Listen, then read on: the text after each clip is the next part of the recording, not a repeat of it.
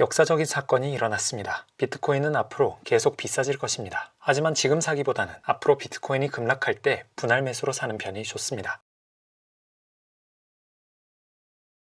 앞에서 말씀드린 역사적인 사건이란 먼저 최근 우크라이나 러시아 전쟁 상황에서 양국 모두에서 비트코인이 실물 통화로 사용되었다는 것입니다. 우크라이나에서는 피난민이 비트코인을 이용해서 탈출할 수 있었고 러시아에서는 시민들이 루블화 대신 비트코인을 이용하여 경제활동을 영위하였습니다. 이것은 비트코인이 가장 위급한 상황에서 실물 가치를 발휘했다는 점에서 의미가 있습니다. 다음 역사적 사건을 말씀드리기 위해서는 조금 더 설명이 필요합니다. 최근 저는 국내 주식, 미국 주식, 비트코인의 가격을 지켜봤습니다. 제가 관찰한 것은 다음과 같습니다. 먼저 국내 악재, 미국 악재 모두의 비트코인 시장은 빠져왔습니다. 특히 최근 미국 시장의 금리 인상 및 전쟁 위험 가능성의 악재 때문에 비트코인은 주식시장과 함께 하락해왔습니다. 그런데 탈중앙화를 이념으로 부르짖는 코인이 중앙화의 핵심인 주식과 함께 움직인다는 것은 이상했습니다. 중앙화 시스템에 악재가 생기면 탈중앙화 시스템은 수혜를 봐야 하지 않느냐는 것이죠. 코로나로 인해 주식시장이 하락할 때조차 원택트나 바이오 분야 주식은 상승하였는데 중앙화 시스템이 타격을 입어도 왜 탈중앙화 테마는 전혀 오르지 않았을까요? 아직까지 비트코인은 진정한 탈중앙화의 가치보다는 단순히 주식의 대체 투자 수단에 불과한 것 같다고 생각해왔습니다. 그랬는데 최근 다른 현상이 발생하였습니다. 3월 1일 새벽 우크라이나 러시아 회담 직후 러시아가 우크라이나를 공습하였는데 이때 미국 증시는 급락한 데 반해 비트코인은 가격이 더 뛰어올랐습니다. 이것이 역사적인 두 번째 사건입니다. 이 사건은 매우 중요한 사건입니다. 처음에는 러시아가 금융 제재를 피하기 위해 비트코인을 매집한 것은 아닐까 하고 생각하였는데 그보다는 사람들의 인식이 바뀌고 있다고 보는 것이 맞을 것 같습니다. 러시아와 우크라이나에서 비트코인이 위기 시에 실제로 자국 통화를 대체하여 사용되는 것을 전 세계가 보았기 때문이죠. 일반적으로 금에 기대되는 역할을 비트코인이 실제로 해낸 것입니다. 지금까지 수많은 전문가들은 비트코인은 절대 화폐가 될 수 없다고 강하게 부인하였습니다. 가치의 변동성이 너무 심해서 가치의 안정성이 담보되어야 하는 화폐를 대체할 수 없다는 것이 주요 논리였죠. 지금까지 비트코인은 엘살바도르처럼 화폐 질서가 완전히 무너진 곳에서나 화폐로 통용될 수 있었습니다. 그런데 이제 비트코인은 러시아나 우크라이나의 화폐보다 나은 가치를 인정받게 된 것입니다. 물론 누군가는 그렇다고 비트코인이 달러나 유로,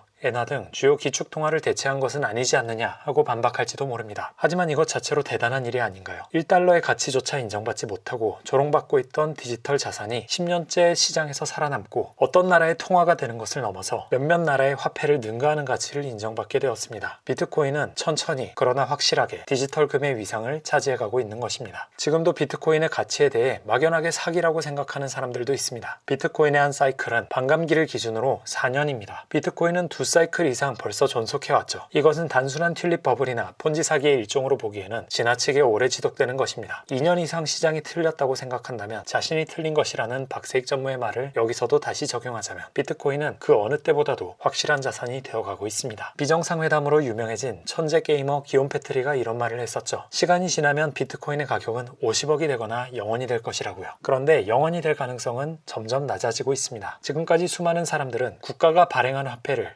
가치의 유일한 기준으로 생각해왔습니다. 그런데 그 국가가 흔들리거나 국가가 인플레이션을 조장하면 내 화폐 자산의 가치는 그냥 녹아 없어지게 됩니다. 가장 문명화되고 가장 상식적이라고 생각하는 21세기에도 그 일들은 버젓이 일어나고 있죠. 최근 전쟁이 일어난 국가는 당연하고 전쟁이 일어나지 않았다고 하여도 10년 전 화폐의 구매력과 지금의 구매력을 비교해보면 화폐 가치가 얼마나 떨어졌는지 알 수 있습니다. 지금 살고 있는 집이 10년 전에 얼마였는지, 치킨 한 마리 값은 10년 전에 얼마였는지를 비교해보면 쉽게 알 수 있죠. 점점 가치가 떨어지고 있는 화폐에 비해 비트코인은 변동성이 심하지만 전 세계에서 같은 가치로 합의되어 있고 누군가 의도적으로 발행량을 조절할 수 없도록 전체 통화량이 엄격하게 제한되어 있습니다. 게다가 초기에 비해 지금은 변동성이 많이 낮아진 수준이죠. 시간이 지날수록 비트코인의 가치는 점점 안정화될 가능성이 높습니다. 그리고 그때 비트코인의 가치는 지금에 비해 훨씬 높아져 있겠죠. 비트코인은 국가가 발행하는 화폐를 천천히 그러나 확실하게 대체해갈 것이고 달러의 가장 강력한 경쟁 상대가 될 것입니다. 또한 전 세계 부자들이 최근 우크라이나와 러시아에서 벌어진 사건을 간과할 리가 없습니다. 비트코인이 실제로 화폐로 쓰일 수 있다는 사례를 보여주었기 때문이죠. 지금까지 큰 관심이 없었던 부자들 중에 일부는 움직이기 시작했을 것입니다. 지금까지 전통적인 방법으로 부자가 된 사람들은 주식,